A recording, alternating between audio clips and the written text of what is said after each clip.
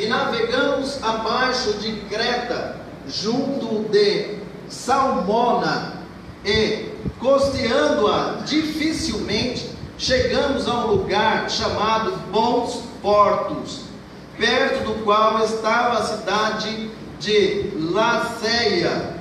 Passando muito tempo e sendo já perigosa a navegação, pois também o jejum já tinha passado, Paulo os admoestava, dizendo-lhe: varões, vejo que a navegação há de ser incômoda e com muito dano, não só para o navio e a carga, mas também para a nossa vida. Mas o centurião cria mais no piloto e no mestre do que o que dizia Paulo. Amém? Podem sentar.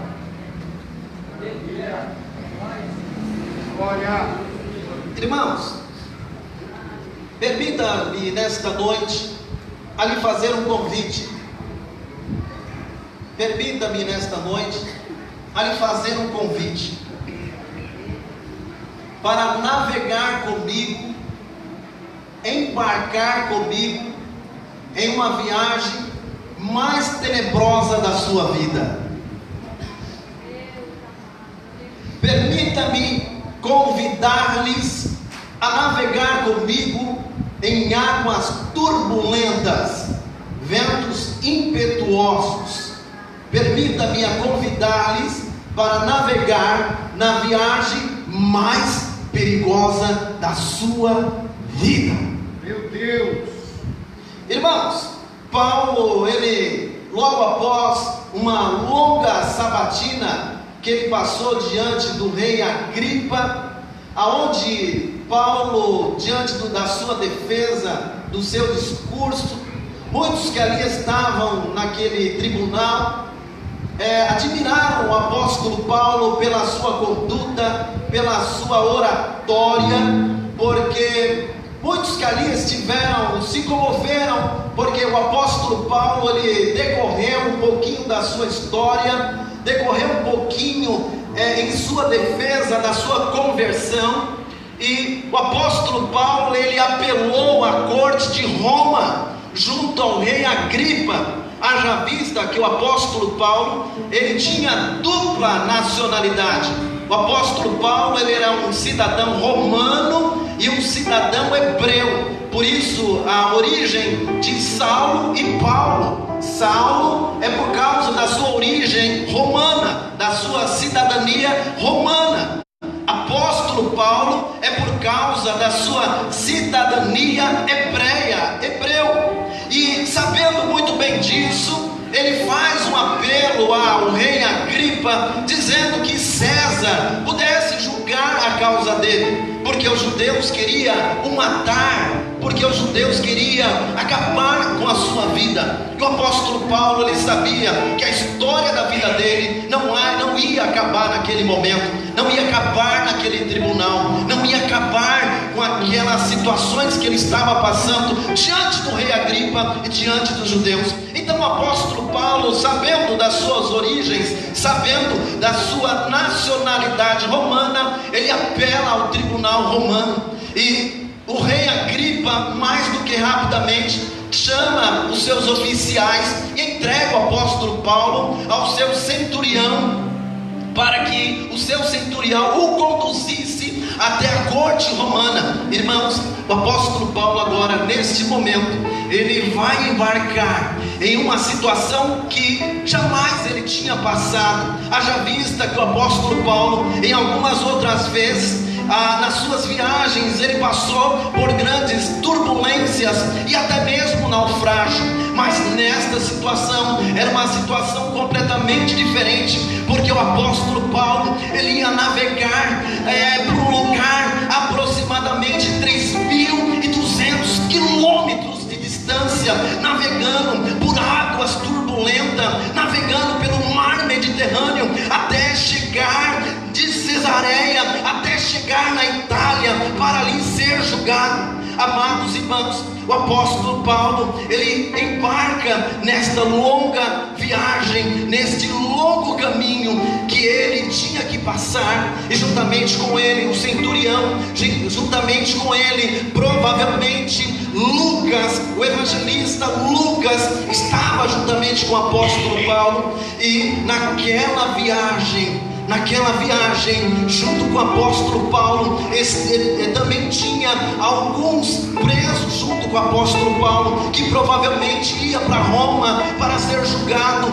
Muitos gladiadores estavam naquela embarcação, que provavelmente iam ser entregues para o Coliseu Romano, para lutar no Coliseu. O apóstolo Paulo está no meio deste povo. O apóstolo Paulo estava ali porque ele sabia para onde ele ia, para onde Deus estava conduzindo ele. Era o Senhor, o Deus da história, que estava conduzindo o apóstolo Paulo naquela trajetória. Amado e querido irmão, deixa eu lhe dizer algo, deixa eu parar um pouquinho aqui e dizer para você: se talvez Deus tivesse lhe falado que a viagem da tua vida seria de águas maravilhosas, você ia embarcar, provavelmente dando glória a Deus, aleluia. Mas se Deus tivesse te revelado e falado para você, meu irmão e minha irmã, meu servo, a tua viagem, esta viagem que você vai entrar a partir de agora, você vai enfrentar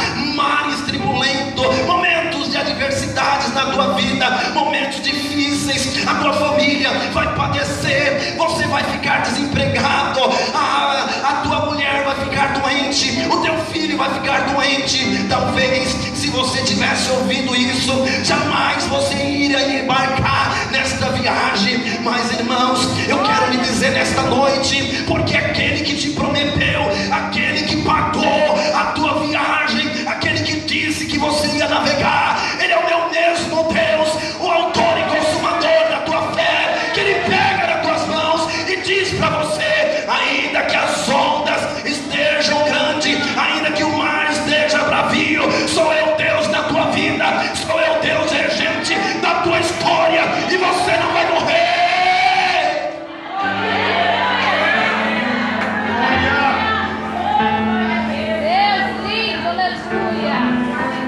E quando Paulo entra naquela embarcação, ele já sabendo, porque o tempo que eles entraram para navegar não era um tempo muito bom, era um tempo de ventos ao contrário, ventos que poderiam levar aquela embarcação a sofrer sérios danos. E o apóstolo Paulo chama o capitão, chama o centurião. Quando eles atracam no porto de bons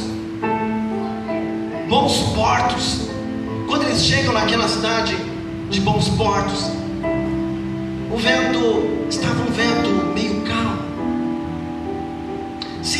Só que eles atracam ali naquele porto e eles são transferidos para um outro navio um pouco maior, e eles ficaram ali por alguns dias.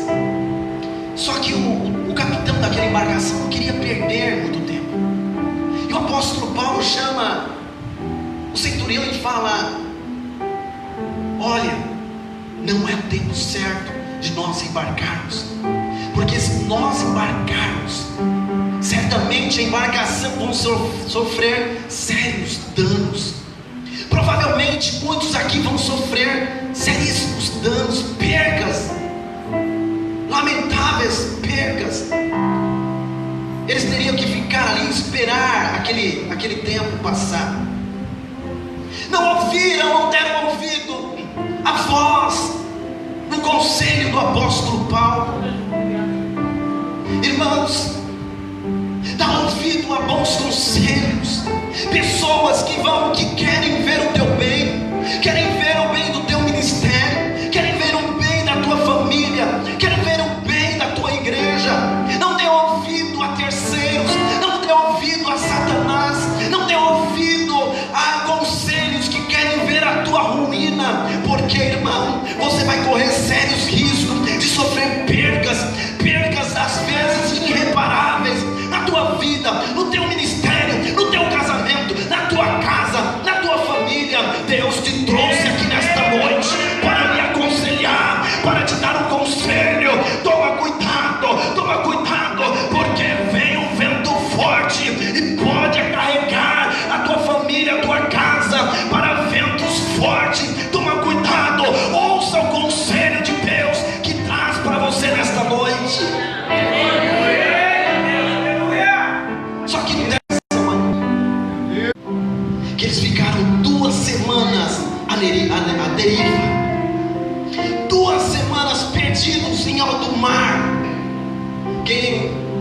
gosta de ir para alto mar. Eu faço a seguinte pergunta: é gostoso ficar à deriva em alto mar? A névoa em alto mar era muito densa, eles não conseguiam enxergar o palmo do seu nariz. Naquele tempo não tinha a tecnologia que tem hoje.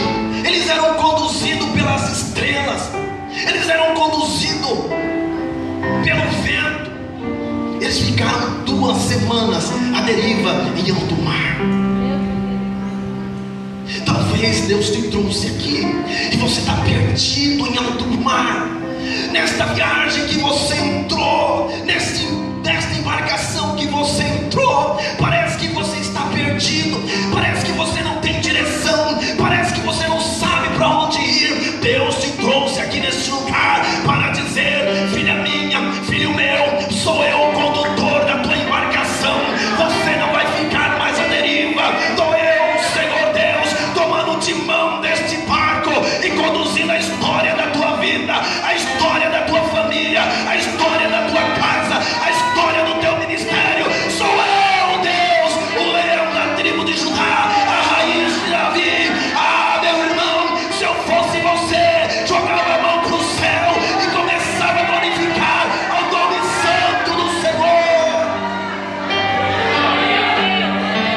Não vai ficar à deriva, não vai ficar à deriva. O teu inimigo estava pensando que a tua embarcação ia ficar à deriva, mas diz o Senhor Jeová nesta noite que a tua embarcação não vai ficar à deriva.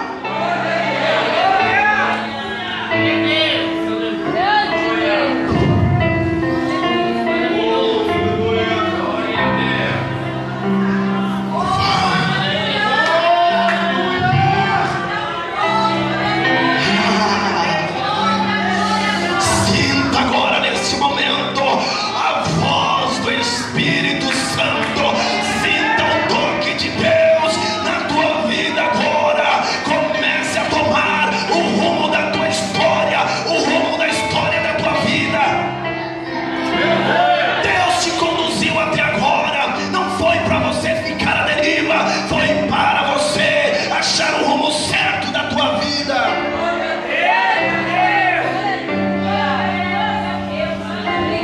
Mas não teve jeito.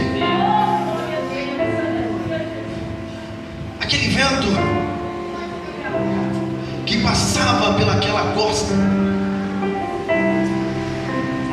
eles tiveram várias formas e meios para aquela embarcação não vir a pique. Lançaram uma corda, cingiram o barco, o navio, mas não teve jeito. A embarcação veio a pique, a embarcação afundou. Mas Deus tinha falado que nenhum daqueles iam se perder, nenhum daqueles marujos, marinheiros, soldados romanos, prisioneiros, nenhum deles iam morrer. Ah, irmão, a promessa que Deus fez na tua vida, ela não vai morrer. A promessa que Deus fez na tua vida não vai se perder, porque Deus é o dono da tua história. A promessa que Ele fez na tua vida não vai morrer, não vai morrer. Deus te trouxe aqui para lhe dizer: sou eu o Deus da tua história.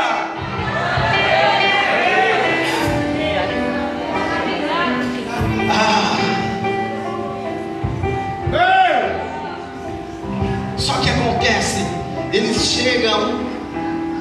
chegam em uma ilha,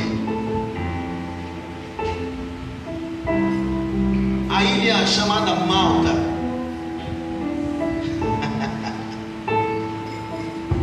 Chegam todos exauridos, pastor, cansados, famintos, 2 semanas à deriva, fora o tempo que ficou para trás.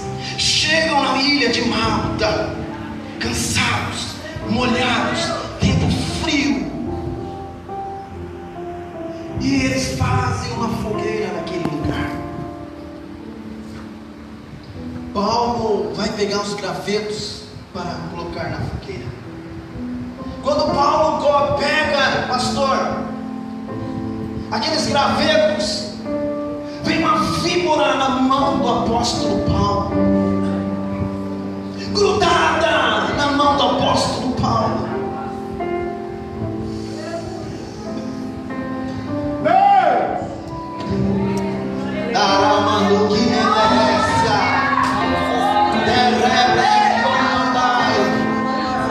A víbora quis te devorar e acabar com a tua vida. Ei, escute o que eu vou lhe dizer. A víbora picou na mão dele. Deus nesta noite está entregando o teu inimigo nas tuas mãos e está decretando a tua vitória nesta noite. Então pega a víbora nas tuas mãos e leva para o fogo e joga no fogo nesta noite, em nome de Jesus.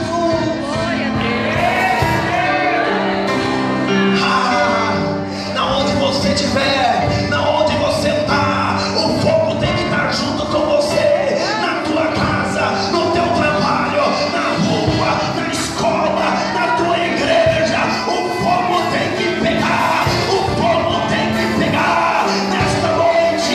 Deixa o fogo do Espírito